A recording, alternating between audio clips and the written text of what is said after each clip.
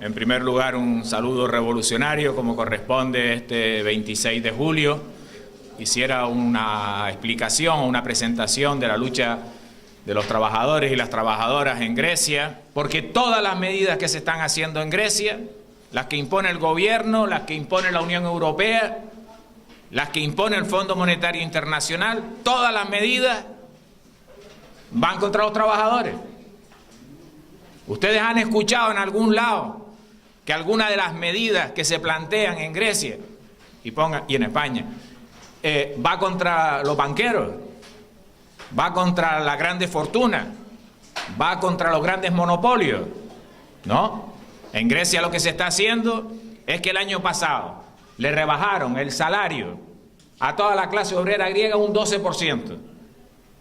Y ahora con el segundo rescate le van a hacer otra rebaja del salario, que no se sabe todavía de cuánto es. Que van a despedir al 25% de los funcionarios y funcionarias de la administración pública griega. Van a despedir a 150.000 personas de un total de 600.000 personas que tiene la función pública griega. Lógicamente los que se quedan hacen el trabajo de los 150.000 que se van, porque al final la ventanilla hay que abrirla, los informes hay que hacerlos, pero hay que hacerlo con 150.000 trabajadores y trabajadoras menos. Luego se vende el país entero, porque se vende la empresa de agua de Tesalónica, que es la segunda empresa, perdón, la segunda ciudad del país. Está previsto vender la empresa de agua de Atenas el año que viene. Se vende la empresa de servicio del puerto del Pireo, que saben ustedes que es el puerto principal del Mediterráneo, que tiene un movimiento importantísimo, pues se privatiza también el puerto. Se venden también el servicio de loterías griego. ¿Les suena a ustedes lo de la venta de la privatización de las loterías, que también se ha hecho aquí el 30%? Se aumentan los impuestos, el IVA que tienen allí, y en el caso de los restaurantes y bares y eso, pasa del 13% al 23%. Si usted se va a tomar una cerveza, a la barra del bar, paga la cantidad de la cerveza y casi la cuarta parte más de impuestos. Nos encontramos que allí los trabajadores y trabajadoras de Grecia no se rinden y luchan para que haya otra política. Luchan y llevan ya más de 20 huelgas generales. La última, de hace, me parece, 15 días, fue una huelga general de 48 horas que paralizó el país.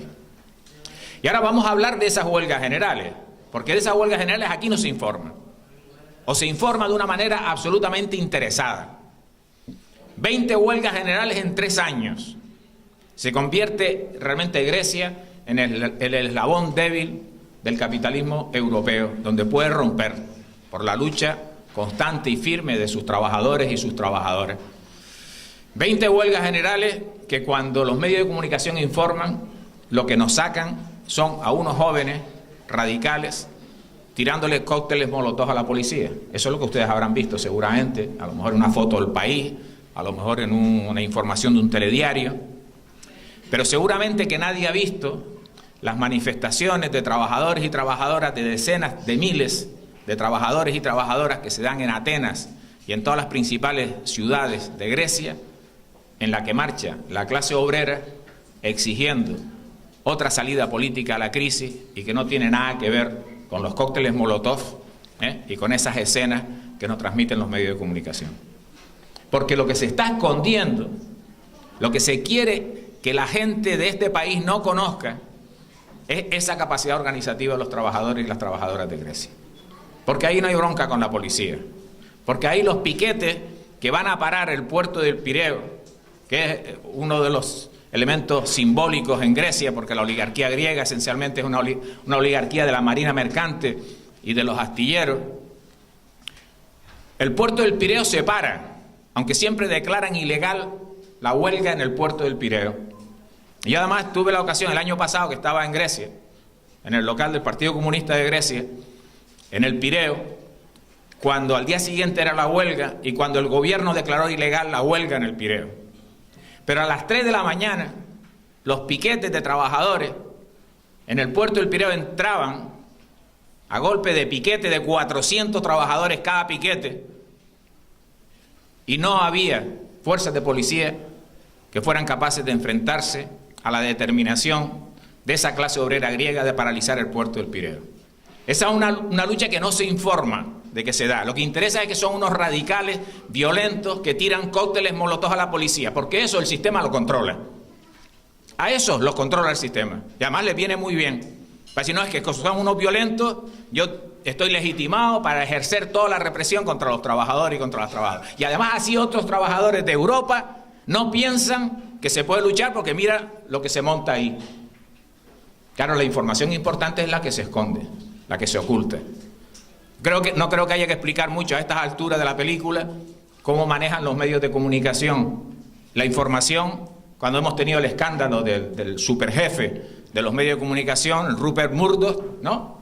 Que se ha demostrado que con tal de manejar la información se compran policías, se pinchan teléfonos de víctimas de determinadas agresiones violentas, etcétera, etcétera. Se puede hacer cualquier cosa con tal de tener manipulada la opinión pública de la gran mayoría de la población de este planeta entero, porque el control es absolutamente universal.